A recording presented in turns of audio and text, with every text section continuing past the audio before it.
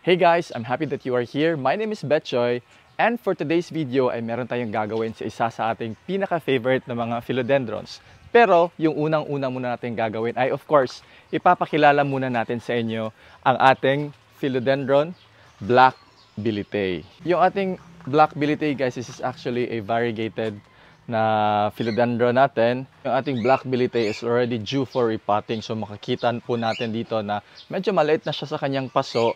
And then upon checking natin dito sa ilalim guys, there are evidences here na yung mga roots natin ay umpisan sila nagsisilabasan sa ating pot. Yung gagawin muna natin for today guys ay magta-temporarily double potting tayo. And take note guys, we have mentioned two keywords sa ating na-mention kanina. Yung ating temporary and yung ating double potting. So, i-highlight muna natin ito ating pinakabagong dahon, nakaka-unfurl lang with almost half moon type of variegation sa ating Black Bilitei. Very simple lang naman yung ating mga kakailanganin ng mga gamit para sa ating temporary double potting guys. Yung ating plant, yung ating extra pot, and yung ating moss. So, while doing our temporary double potting, I explain din natin yung mga reasons kung bakit ganito yung gagawin natin. So, for the double and temporary potting natin guys, ganito lang kasimple. Yung ating pot, lalagyan lang natin ng moss dito sa ilalim. So first na reason kung bakit temporary double potting muna yung gagawin natin guys. Yung pinaka-best talaga na option natin or pinaka-best na gagawin for this one is of course ipapot na siya, repot siya into a bigger pot considering na medyo maliit na nga siya sa kanyang pot at yung kanyang mga ugat ay nagsisilabasan na.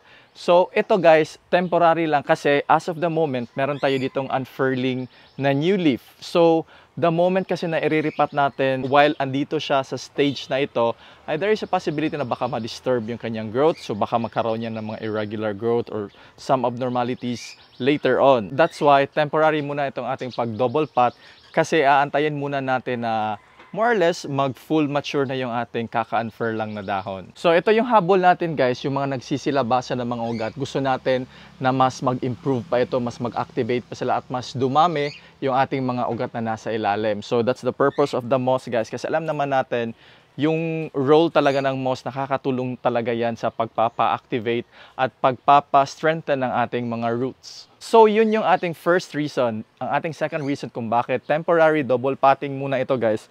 Kasi in the coming days, I will be away dito sa ating garden. And I wouldn't want to risk guys na i-repot natin ito permanently. Tapos, while I'm away, baka merong mangyari na sana naman hindi naman mangyari. So, ganito muna, kaya temporary muna para at least safe tayo, secure tayo na kahit papano yung roots lang yung ating nagalaw for this procedure. And also, meron din tayong ginawa na temporary double potting. At ginawa natin yan dito sa ating variegated na mayo. So ito guys, I got this one from Thailand during my trip last second week of March. So pagkadating dito guys, actually napakaganda ng kanyang mga roots to the point na yung mga ibang roots ay nagsisilabasan na din katulad ng ating Black Bilitei. Pero hindi ko pa siya pwedeng i-repot into a bigger pot kasi kakarating lang dito sa Pilipinas at pinapa-acclimate muna natin yung ating mayoy. So baka kasi there is a possibility na kung i-repot natin siya, kakarating lang sa Pilipinas, mas lalong ma-stress yung ating mayoy at baka yun pa yung ikakasira niya. So ipapakita ko dito,